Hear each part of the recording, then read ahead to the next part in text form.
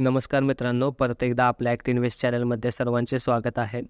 तर आज आपण फिबोनाची रिट्रेसमेंट हा एक महत्त्वाचा टूल आहे, तो पाहणार आहोत. चला तर मग वेळ न घालवता व्हिडिओला सुरुवात करूयात.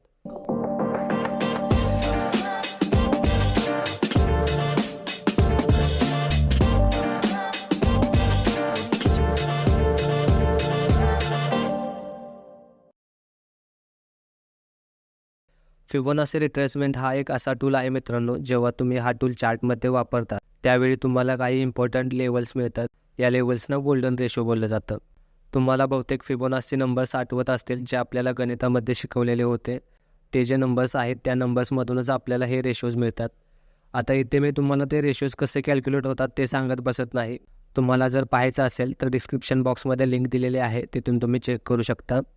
त्यानंतर आता हे जे सर्व दिसत आहेत हे सर्व गोल्डन रेशोज आहेत, जे आपल्याला या फिबोनाची रिट्रेसमेंट टूलमधून मिळतात.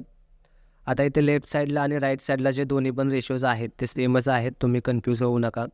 ज्यावेळी तुम्ही 0.236ला 100ने मल्टिप्लाय कराल त्यावेळी तुम्हाला 23.6% भेटेल.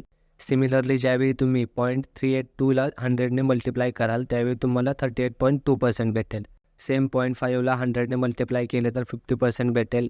0.618ला 100ने मल्टिप्लाय केले तर 61.8% भेटेल आणि 0.786ला 100ने मल्टिप्लाय केले तर 78.6 भेटेल. तर हे तुम्ही कोणते डीमॅट अकाउंट वापरताय त्याच्यावरती डिपेंड आहे की तुम्हाला कोणते रेशोज भेटतील. बेसिकली काही डीमॅट अकाउंटमध्ये तुम्हाला 0 to 1 मधील रेशोज मिळतील आणि काही डीमॅट अकाउंटमध्ये तुम्हाला 0 to 100 मधील रेशोज मिळतील. तर हे अकाउंट व्हॅरी करतं, कन्फ्यूज होऊ नका, दोन्ही पण सेमच आहेत. त्यानंतर आता सर्वात आधी आपण रिट्रेसमेंट म्हणजे काय ते समजून घेऊया.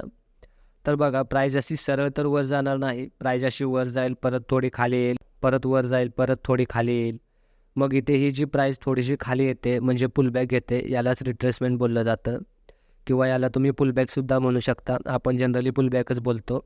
म्हणजे फिबोनाची रिट्रेसमेंट आपल्याला काय सांगतो, तर प्राईज आता इथून किती रिट्रेस होईल, म्हणजे इथून किती पुलबॅक घेईल.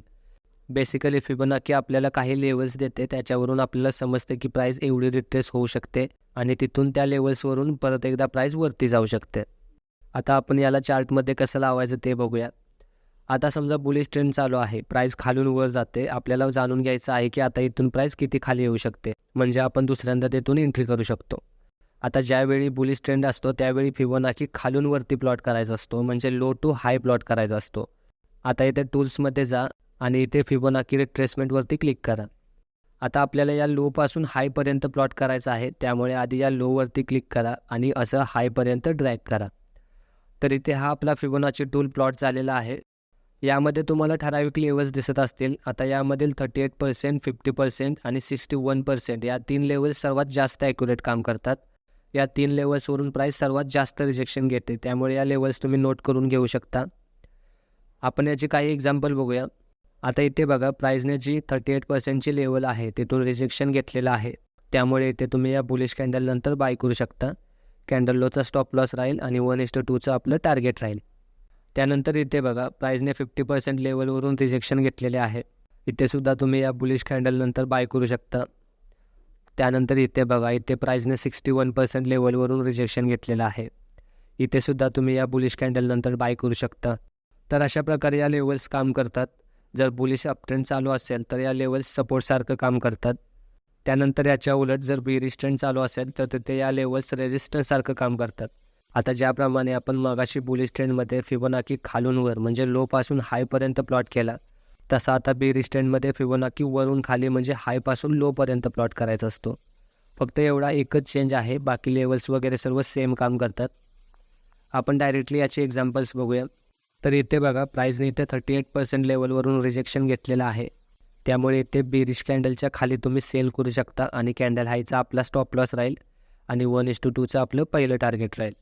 त्यानंतर इथे बघा, प्राईजने इथे 61% लेवलवरून रिजेक्शन घेतलेलं आहे, त्यामुळे इथे या बेरिश कॅन्डलच्या खाली सेल करू शकता. त्यानंतर इथे प्राईजने 50% लेवलवरून रिजेक्शन घेतलेलं आहे, त्यामुळे इथेसुद्धा या बेरिश कॅन्डलनंतर सेल करू शकता. त्यानंतर इथे बघा, इथे प्राईजने 23% लेवलवरून रिजेक्शन घेतलेलं आहे, त्यामुळे इथेसुद्धा तुम्ही या बेरिश कॅन्डलनंतर सेल करू शकता. तर अशा प्रकारे फिबोनाची लेवल्स मार्केटमध्ये काम करतात मित्रांनो. व्हिडिओ आवडला असेल तर व्हिडिओला एक लाईक करा आणि आपल्या चॅनलला सबस्क्राईब करा. भेटूया पुढच्या व्हिडिओमध्ये. तोपर्यंत काळजी घ्या आणि आपले व्हिडिओ पाहत राहा. धन्यवाद.